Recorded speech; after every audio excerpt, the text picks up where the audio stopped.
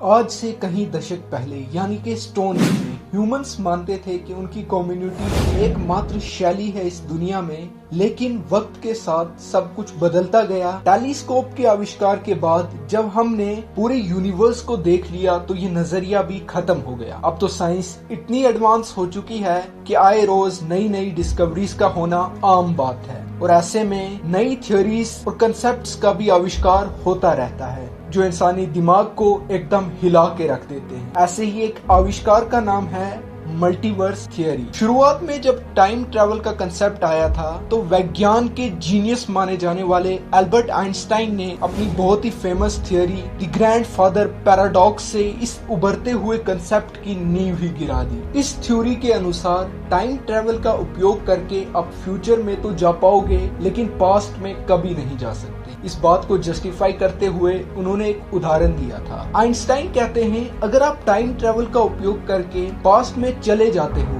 और अपने ग्रैंडफादर की हत्या कर देते हो तो फिर आपके पिताजी को भी इस दुनिया में नहीं आना चाहिए और ना ही आपका जन्म होना चाहिए। लेकिन ये कैसे पॉसिबल है? इस थ्योरी के बाद बहुत से साइंटिस्ट्स को ये लगने लगा कि टाइम ट्रैवल सच में इम्पॉसिबल है। लेकिन फिर कुछ समय बाद सर एडविन स्कॉडलिंगर एक धमाकेदार थ्योरी के साथ आए जिसका नाम है मल्टीवर्स या कहे तो पैरेलल यूनिवर्स। मल्टीवर्स थ्योरी के मुताबिक आप अकेले नहीं हो बल्कि आप जैसे ही कहीं और पर्सनालिटीज अलग अलग यूनिवर्स में एग्जिस्ट करती हैं जो कि बिल्कुल आप ही की तरह हैं, यानी कि आप ही हो बट अलग यूनिवर्स में और अलग रियलिटीज में। आप जैसे ही लोग हजारों लाखों या फिर करोड़ों अलग यूनिवर्स में हैं जो कि एक साथ पैरेलल चल रही है इस वक्त। अब यहाँ एक सवाल खड़ा होता है कि आखिर मल्टीवर्स बनता कैसे है? तो इसका जवाब है कि आपका हर एक डिसीजन एक अलग मल्टीवर्स को क्रिएट करता है। एक एग्जाम्पल से समझते हैं। आपने इस वीडियो का थंबनेल देखा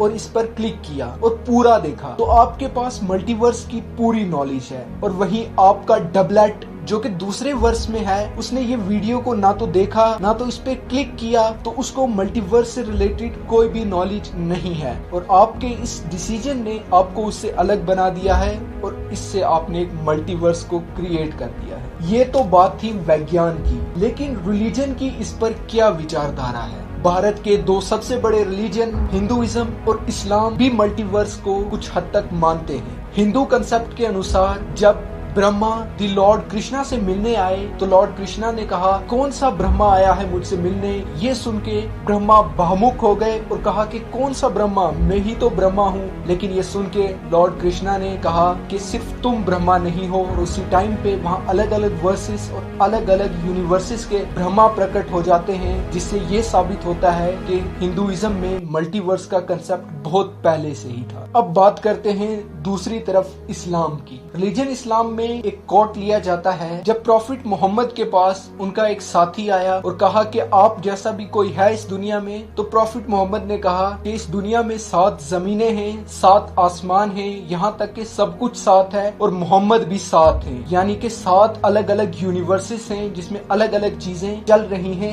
एट दी पैरेलल। और यहाँ से भी ये माना जा सकता है कि इस्लाम में भी कुछ हद तक मल्टीवर्स का कंसेप्ट पाया जाता है और पैरेलल वर्स को माना जाता है। ये तो थे हमारे विचार मल्टीवर्स के बारे में। यहाँ तक कि इस सदी के महान साइंटिस्ट स्टीफन हॉकिंस भी मल्टीवर्स के कंसेप्ट को मानते हैं। क्या आप मल्टीवर्स के कंसेप्ट को मानते हो? अगर आप मल्टी यूनिवर्स यानी कि मल्टीवर्स के कंसेप्ट को नहीं मानते तो कमेंट में बताएं। और अगर आप मल्टीवर्स के कंसेप्ट को मानते हो तो इस वीडियो को लाइक करके और सब्सक्राइब के बटन को क्लिक करके एक और नया मल्टीवर्स क्रिएट कर दो। Until we meet next time, it's bye bye from our side.